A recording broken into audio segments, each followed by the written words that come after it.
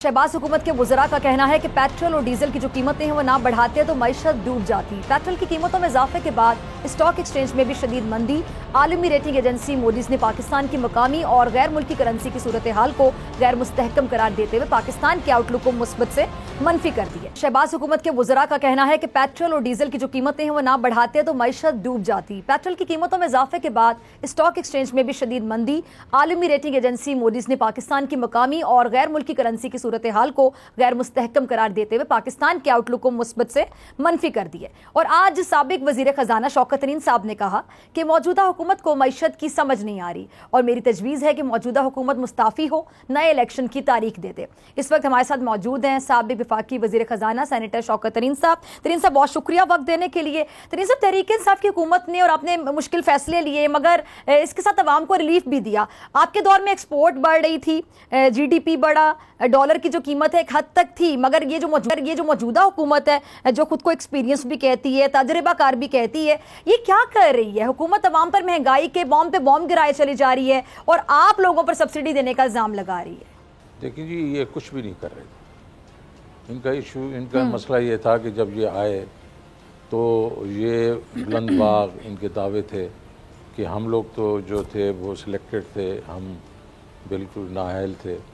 लेकिन इस सिलेक्टेड नाअहल हुकूमत ने 2 कंसेक्यूटिव सालों में 5.5% से ज़्यादा ग्रोथ दिखा दी, जो कि 2004-05 के बाद पहली दफ़ा, और उसके बाद record remittances, record exports, record revenues, जो है रिकॉर्ड हमारी एग्रीकल्चर ग्रोथ, रिकॉर्ड LSM मार्च के महीने में 27%, ओवरऑल 10.4%, और रिकॉर्ड हमारे सर्विसेज सेक्टर की जी ग्रोथ हुई।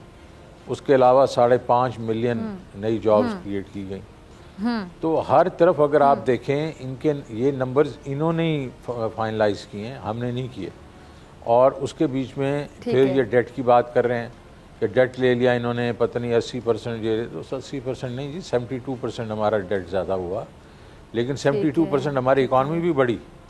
तो 64% डेट टू GDP है, 60, और ये बड़ी कन्वीनियंटली ये इकॉनमी के बारे में नहीं बताते, ये डेट के बारे में बताते हैं। तो ये तो इसी इन मफरूज़ों के ऊपर इन्होंने लोगों को बेवकूफ़ बनाने की कोशिश की। लेकिन अब जब आए और इनके हाथ पांव फूल गए, बिकॉज हमने जो 4 महीने की रिलीफ दी हुई थी वो हमने काउंट की हुई है और इनको कई दफ़ा बता चुका हूँ मैं। और उसके बाद ठीक है, हमने $90 के ऊपर वो रिलीफ दी थी और उसके बाद वो बढ़ गई, प्राइसेस बढ़ गई। तो इनको चाहिए था ना कि उसे सद्देबात करते, उसका डिसीजन पहले लेते और सद्देबात करते। और हमारे जो था प्लान्स में, और इनके लिए हम छोड़ के गए कि भाई आप रूस जाएं, रशिया जाएं, और वहाँ से हमने उनके साथ बात भी कर ली थी।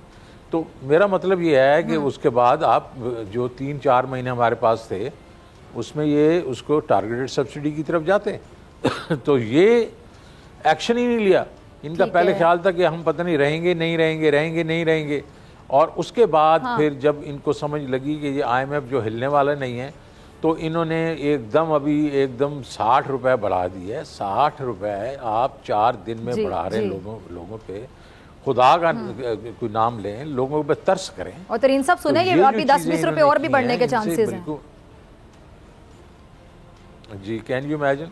और हम जो होते 30-40-50 रुपए फी लीटर हमने रूस से ले लेना था, और उसके बाद हमने टारगेटेड सब्सिडी करके हमने तो बढ़ाना। अच्छा, सॉरी मैं आपकी बात काट रही हूँ शौकत तरीन साहब, मेरे ज़हन से पॉइंट निकल ना जाए। आपने ये रूस का 2 बार जिक्र किया, तो मैं चाहती हूँ कि आपकी मौजूदगी का फ़ायदा उठाते हुए तहरीक इंसाफ के मुताबिक जो आपने भी जिक्र किया कि आपकी हुकूमत ने रूस से सस्ता तेल खरीदने का जो पूरा प्लान भी बना रखा था, लेकिन हुकूमती वज़रा ने आज प्रेस कॉन्फ्रेंस करके कहा है कि जी आपने रूस को इस हवाले से जो ख़त लिखा उसका जवाब ही नहीं आया। तो क्या कहेंगे इस पर? और ये भी ज़रा बता दीजिएगा नाज़रीन को आसान अल्फाज में, जो देख रहे हैं आपको सुन रहे हैं, कि कितना फ़ायदा होता अगर रूस से तेल खरीद लिया जाता। देखें, पहली बात तो यह है कि ये तो इनकी फाइल्स पे है, ये भी इन्होंने भी कहा है कि ये इन्होंने ख़त लिखा था, उसका जवाब नहीं आया। अब मुझे बताएं, जो ख़त हमने लिखा था किसी वजह से लिखा था ना। वहाँ के हमारे जो एम्बेसडर हैं, आज हमाद अज़हर ने बड़ी अच्छी तरीके से प्रेस कॉन्फ्रेंस में एक्सप्लेन किया है कि उन्होंने हमें कहा कि आप ख़त लिखें ताकि हम इसके ऊपर आपके साथ कॉन्ट्रैक्ट करें।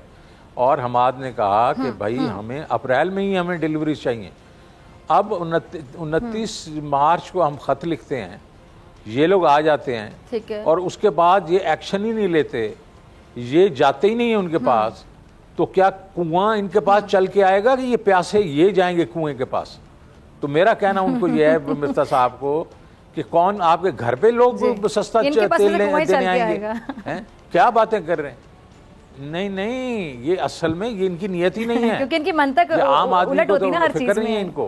तरीन साहब नहीं जी, मंतक की बात नहीं है, ये डरे हुए हैं अमेरिका से। अब इंडिया जो उनका स्ट्रेटेजिक पार्टनर है वो नहीं डरा, श्रीलंका उनके साथ कर रहा है, हम लोग क्यों डरे उनसे? हम उनको कहें जी हमारे गरीब आवाम के लिए ये बहुत ज़रूरी है, तो ये उसके पास नहीं जाएंगे। उसका कितना फ़र्क पड़ता? तकरीबन 45 से 50 रुपए फी लीटर हमें फ़र्क पड़ना था, और ये हमें सब्सिडी 45 से 50 रुपए फी लीटर, ये तो बहुत बड़ा फर्क की है जी। आप जी बिल्कुल फ़र्क है, और ये इनको समझ आया कि वो अगर करते तो हमें ये इंक्रीज ना करनी पड़ती। अच्छा तरीन साहब, बिजली की कीमतों की मैं बात करना चाहती हूँ। तो मिफ्ता साहब जो कह रहे हैं जी हमें शॉर्ट टर्म पर जो महंगी LNG है वो खरीदना पड़ रही है, और जी कोयले की जो कीमतें हैं वो LNG से भी ज़्यादा हो गई हैं, और जो कोयले से बनने वाली बिजली है उस पर फ्यूल का जो खर्चा है वो बता रहे हैं जी 30 रुपये आ रहा है। अच्छा, मिफ्ता साहब ने एक इल्ज़ाम भी लगाया है कि आप लोग LNG मंगवाना भूल गए थे, तो लिहाजा ये मलबा भी उन्होंने आराम से बड़े स्मार्टी तहरीक इंसाफ पर डाल दिया कि तहरीक इंसाफ कसूरवार है, आप लोग रिस्पॉन्सिबल हैं बिजली महंगी होने के लिए।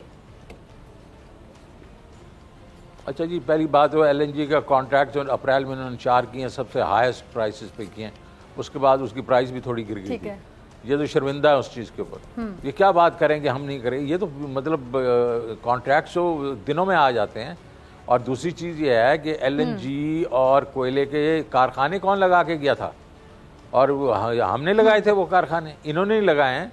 अगर उसमें हमारे वक्त में भी प्राइस जो है ऊपर गई है कि हम उसको मैनेज करते थे, और किसी जगह सब्सिडी दे देते थे, कहीं हम लोग वो जो आपके हाइडल ज़्यादा चला देते थे। लेकिन इनको क्योंकि इनको कोई समझ ही नहीं है ये क्या करना है इन्होंने, तो 7,500 मेगावाट की शॉर्टफॉल हो रही है इस वक्त। और इस वक्त जो है इन्होंने इंडस्ट्रीज बंद करना शुरू कर दी हैं, स्टील इंडस्ट्री बंद कर दी है, जिसमें होते होते आप देखेंगे कि ये जो है हमारी इकोनॉमिक ग्रोथ जो 6% हम छोड़ के गए हैं, कि 6% दिस ईयर जो होनी है, आप देखेंगे अगले साल क्या होता है।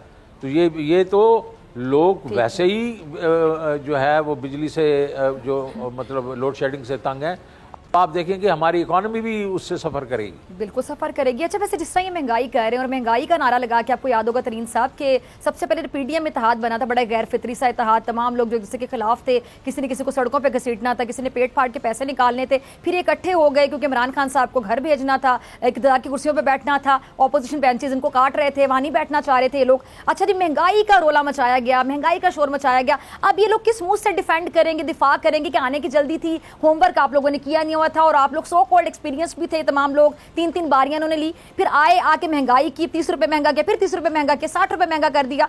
तो मुझे बताइए कि तो अपना वोट बैंक भी सफर करेगा इनका आगे। ये इलेक्शन में जल्दी नहीं भी जाते, देर से भी जाते हैं, तो इनका वोट बैंक बड़ा मुतासिर होगा इस परफॉर्मेंस की वजह से, खासतौर पर नून लीग का। बिल्कुल होगा। और दूसरी चीज ये है कि ये अपनी इनकॉम्पिटेंस दिखा रहे हैं। मैंने तो आपको ये भी देखें, हम कोई चीज छुपा के नहीं रखी मैंने तो उनको ये भी बता दिया सोल्यूशंस क्या हैं, और हम होते हम क्या करते।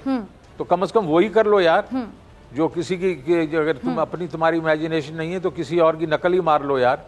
तो ये तो वो भी करने को तैयार नहीं है, क्योंकि डरते हैं ये जिन मुल्कों से डरते हैं, उसके फिर आपका अवाम का जो आपका वो जो है इंटरेस्ट वो पहले होना चाहिए।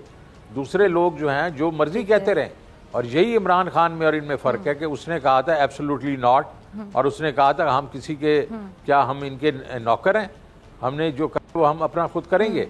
तो वो ये जो चीज़ें हैं ये एक कौम को खुददार बनाती हैं, और ये हमारे में खुददारी थी।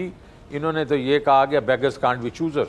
तो ये जो चीज़ें हैं ये अब अवाम के सामने आएंगी और उनको हमारी याद आएगी।